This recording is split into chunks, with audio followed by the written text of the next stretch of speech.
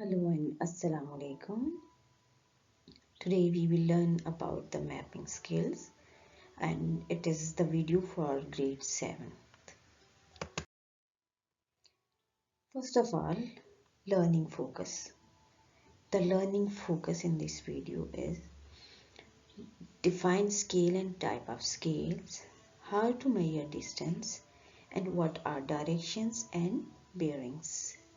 If you watch the video carefully, you will able to explain all these points. First of all, what is map? The word map is medieval Latin word and the original word is mappa mundi, and mappa means napkin and mundi means the world. So uh, we can say that it is the visual representation of an entire area of earth. So a map is a drawing. Simply you can say that map is the drawing of an area.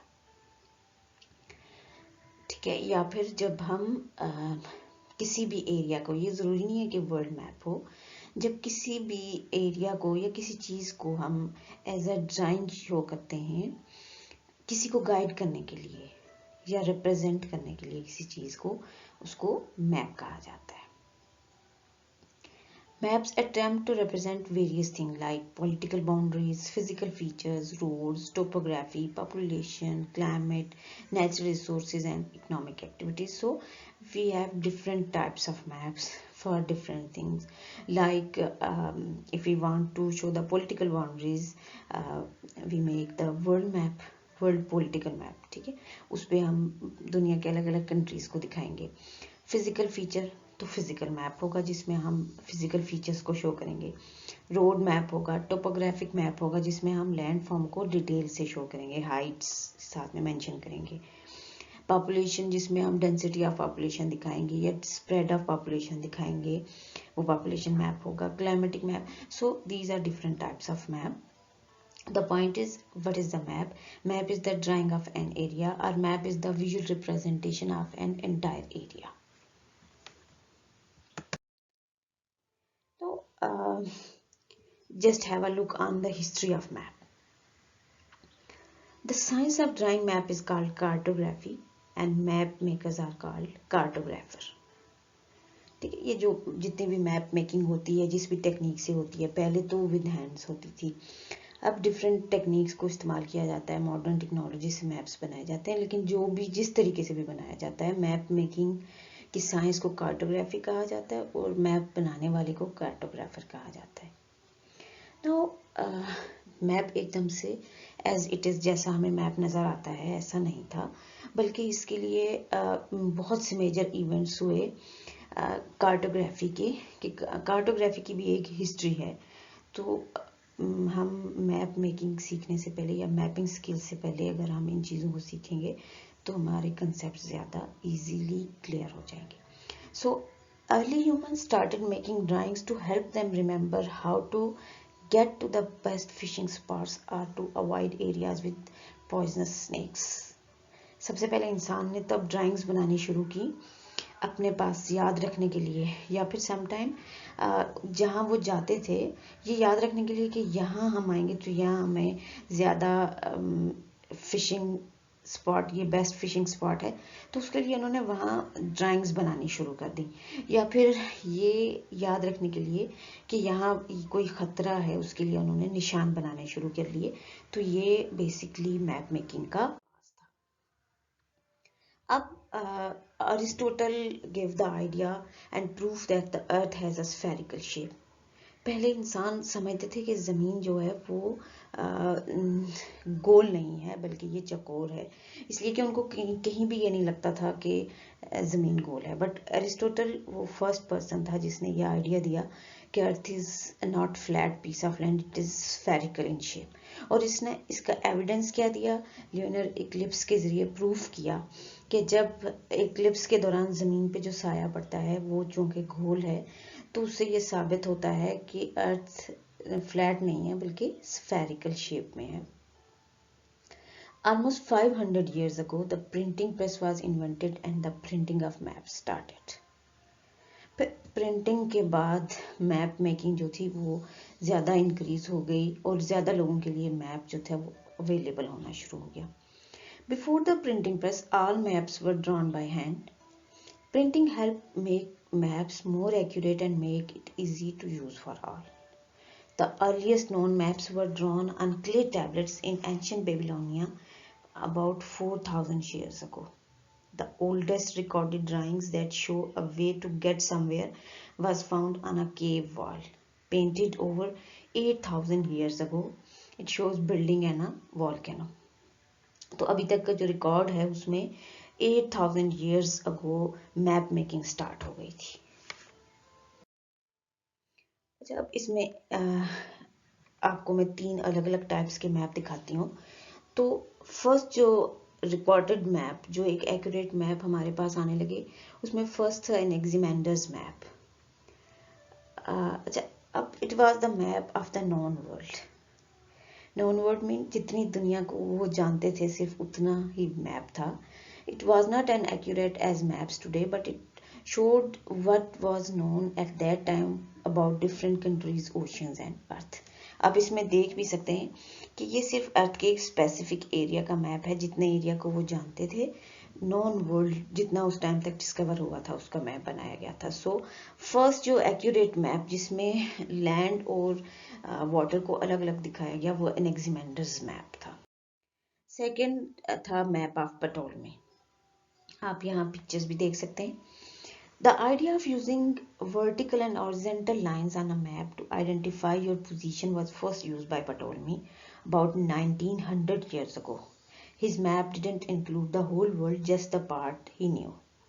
अब इसमें भी वही था, जो दुनिया जितनी वो जानता था उसको उसने बनाया, बट उसने हॉरिजॉन्टल और वर्टिकल लाइंस मीन मैप के ऊपर ग्रिड बनाने का आगाज किसने किया? पटोलमी ने। तो फर्स्ट एनेक्सिमेंडर था जिसने ये अलग अलग लैंड और वाटर को शो किया। उसके बाद पटोलमी आया जिसने ग्रिड शो किया। देन लास्ट जो एक्यूरेट वो थे मार्केटर्स के। अच्छा, Mercator was the first who make the first correct map on a flat surface. His map are called projections and Google is using a type of his projection. अब जो accurate map था वो Mercator's map था, but Mercator's ने भी first map को ही accurate नहीं बना लिया था, उसने डिफरेंट अटेम्प्ट्स की थी। 16 टाइप्स के उसने मैप्स बनाए थे जिसको प्रोजेक्शंस कहा जाता है। और जो गूगल आज हमें लोकेशन मैप दिखाता है ये मार्केटर्स के ही मैप की एक टाइप है। Now come to the point. It was the whole history. Now we will discuss the parts of the map.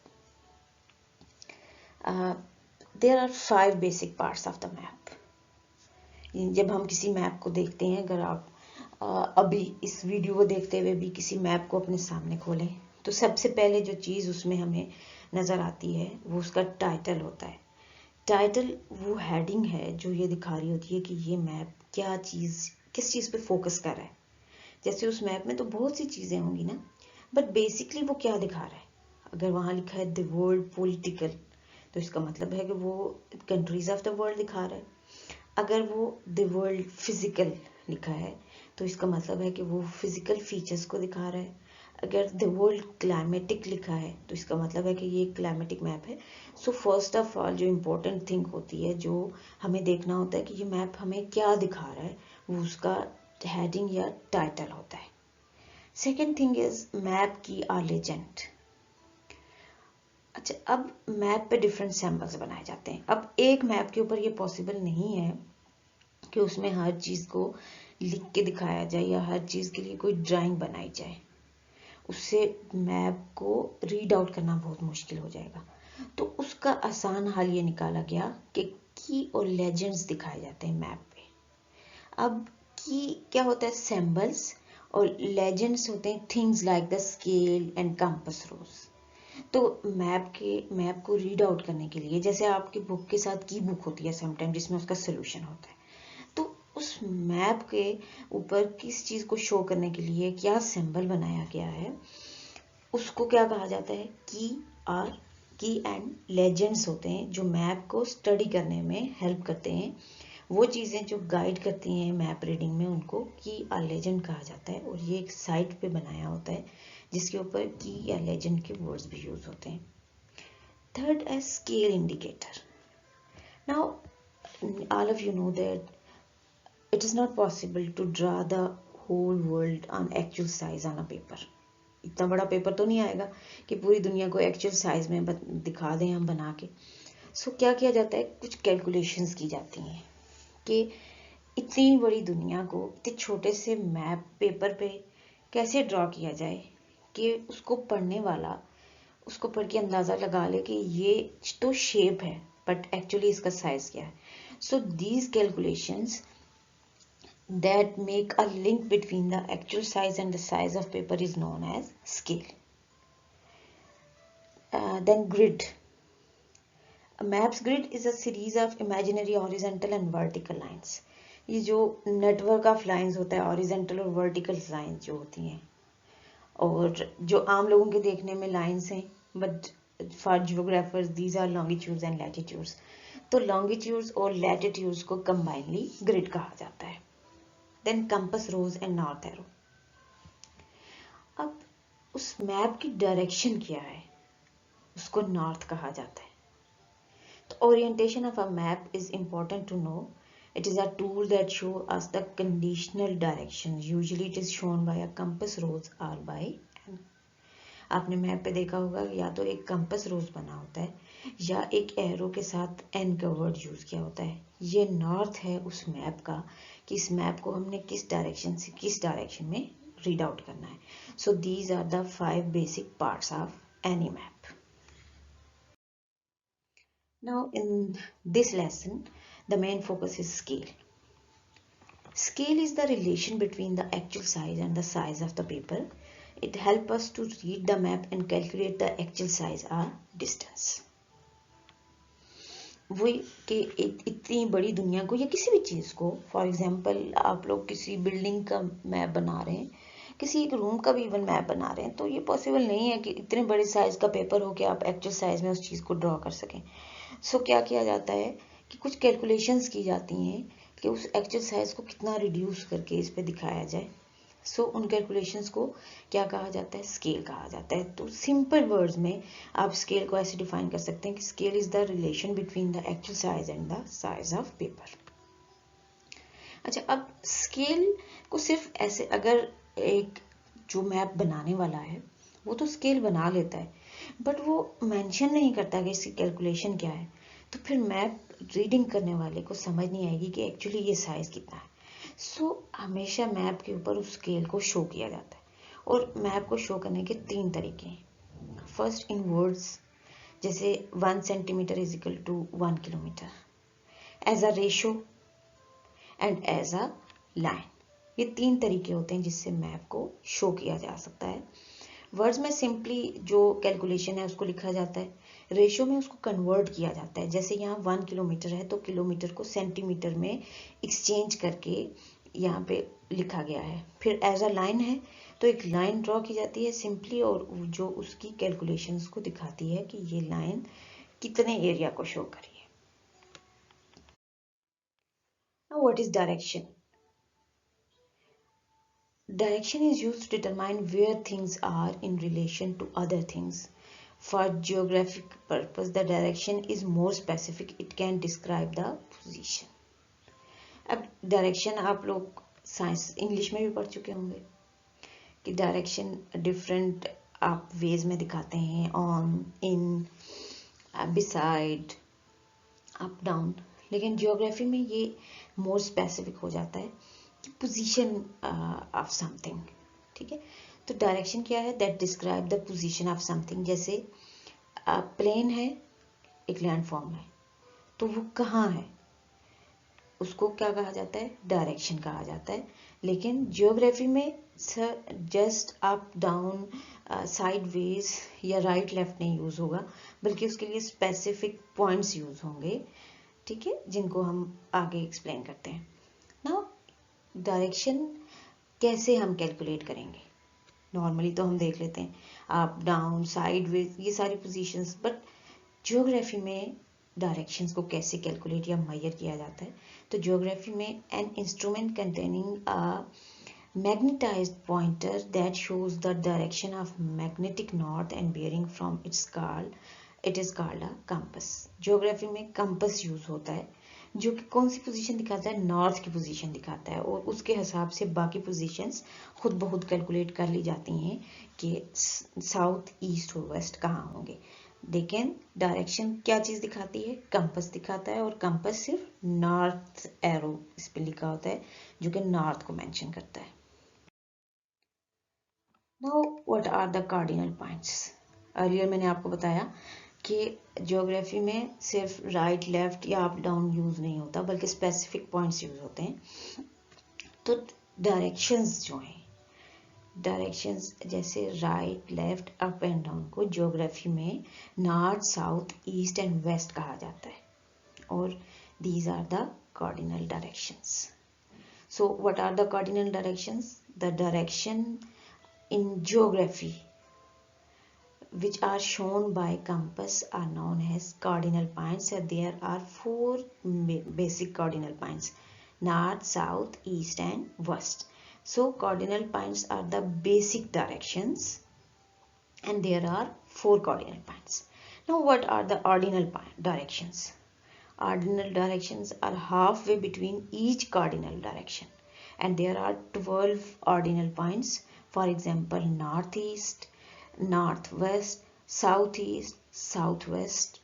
Okay, so main जो 4 पॉइंट्स हैं वो कार्डिनल डायरेक्शंस हैं, और उनके हाफ वे, उनके दरमियान के जो भी पॉइंट्स हैं, जैसे नॉर्थ और ईस्ट के दरमियान का point north east, east and south के central point south east, west and south central point south west, north and west central point northwest. Then it is further divided in further halfways. North and northwest mean north northwest, north northeast, north north south. So there are 4 cardinal directions and 12 ordinal directions. Cardinal directions are the basic direction, and ordinal directions are the halfway between the cardinal directions. Now, what are the types of north? So, north is the direction which is measured by a compass, but there are different types of north. But question is, why north is important? Why we didn't calculate or measure south? North is important and basic point because all other points can be identified by north. So, north is important, and there are 3 types of north. First of all, true north. It is right at the top of the planet north. जैसे north pole जो है वो true north है. The earth spin around this point, so it never change position. This north is not useful for navigation as we can't find it with a compass. जो actually जो north direction है अर्थ की, north pole जो है, UK grid north जो है, ठीक है, ये ट्रू नॉर्थ जो है वो है. Now magnetic north. Magnetic north is a direction that a compass will point to. It is slightly different from the true north as the molten material inside the earth are constantly moving around, changing where magnetic north is. Now magnetic north जो है वो true north से different होगा, यानी जो हमें compass दिखाएगा ना वो मैग्नेटिक नॉर्थ है. एक्चुअल नॉर्थ वो है जो नॉर्थ पोल है, मैग्नेटिक नॉर्थ वो है जो हमें कंपस दिखाएगा. और ये ट्रू नॉर्थ से डिफरेंट क्यों होगा? इसलिए कि ज़मीन के अंदर का मोल्टन मटेरियल जो है वो इसकी पोजीशन को चेंज करता रहता है. And third word is grid north. is the direction that the grid lines on a map point to. Magnetic north is used together with grid north for navigation, and grid north and magnetic north are both that used combinedly for navigation purpose. यहाँ देखिए map में भी true north, magnetic north and grid north को दिखाया गया है. Now what is bearing? अब हमने ये देख लिया कि डायरेक्शन होती है north south east and west. जब हम उन डायरेक्शंस को किसी कैलकुलेट करते हैं और किसी डिग्री में दिखाते हैं उसको क्या कहा जाता है? Bearing. A bearing provides a direction given as the primary compass direction, north or south, degree of angle, that an east or west designation. The land surveying, a bearing is a clockwise or counterclockwise angle between north or south and a direction. For example, bearings are recorded as north 57 east, south 51 east, south 21 west, north 87 west और north 15 degree west. So, जब directions को जब हम calculate करते हैं और दिखाते हैं तो उसको क्या कहा जाता है? बेयरिंग कहा जाता है. यहाँ आप देख सकते हैं बेयरिंग नॉर्थ में 0 है, then east 90, then 180 degree and then 270 degree. So bearing is the direction in degree. Then when the direction became more specified, it is known as bearing. Now how we can measure bearing? If we have to measure the bearing, the main thing is bearing can be calculated with other point, in relation with other point. For example, ये possible नहीं है कि हम कहें कि point A की bearing calculate करो. ये ऐसे होगा कि पॉइंट ए की बेयरिंग पॉइंट बी से in relation with point B calculate किया जाता है. यहाँ कभी भी एक स्पेसिफिक पॉइंट नहीं होता. एक सेंट्रल पॉइंट होता है जहाँ से कैलकुलेट करना होता है और जहाँ का कैलकुलेट करना है वो उसका वो पॉइंट है जो बेयरिंग है. अब इसके लिए तरीका क्या है? जो first of all draw a perpendicular line on starting point. जहाँ से हमें कैलकुलेट करना है उस पर एक परपेंडिकुलर लाइन ड्रॉ करें. Connect starting point with another point like point A with B. अब जिस पॉइंट को हमने कैलकुलेट करना है, फॉर एग्जांपल उसको हम बी कह रहे हैं, तो पॉइंट ए को पॉइंट बी से आप कैलकुलेट कर ज्वाइन करेंगे with the line. Now place the protector on a perpendicular line. The base line on the protector must be on perpendicular line. Now direction आप देख लें कि हमने प्रोटेक्टर को कहाँ रखा? जो हमने परपेंडिकुलर लाइन ड्रॉ की थी का हमारे प्रोटेक्टर की बेस लाइन उसके ऊपर है. एंड देन हम क्या करेंगे? उसको कैलकुलेट कर लेंगे बेयरिंग को. Now why it is important? Bearing क्यों इम्पोर्टेंट है? Bearing is an accurate way of giving the direction of one place in relation to another. It is more accurate than direction because it has 360 degree points compared to the 16 points of a compass. Instead of saying, for example, that place A is northeast of place B, we use degree. अब bearing के जरिए हम easy to use कर लेंगे कि it is more easy कि हर शख्स accurately उस जगह पे पहुंच सकेगा, बजाय इसके कि हम उसको नॉर्थ साउथ या ईस्ट वेस्ट की डायरेक्शन दिखाएं. हम उसको एक स्पेसिफिक पॉइंट बता देंगे. दैट्स वाई बेयरिंग जो है डायरेक्शन से ज़्यादा इम्पोर्टेंट है. Now here is the process to measure the bearing. Step 1, draw a perpendicular line from point A. So you can see on point A perpendicular line is drawn. You can see the arrow. First of all, we have to draw a perpendicular line on base point A. Then we have to join point A with point B with a line. Then we have to step 3, join point A with point B. Then place the protector on a perpendicular line. And then step 5, measure the bearing 0 degree on clockwise direction. Now here is an activity for you. Measure the bearing of airport from school, museum from airport, hospital from museum, and then park from hospital. It will be very helpful for you if you practice it on a separate piece of paper. Geography has no bearing on it, nor have an interest in the community in which I work. Thank you.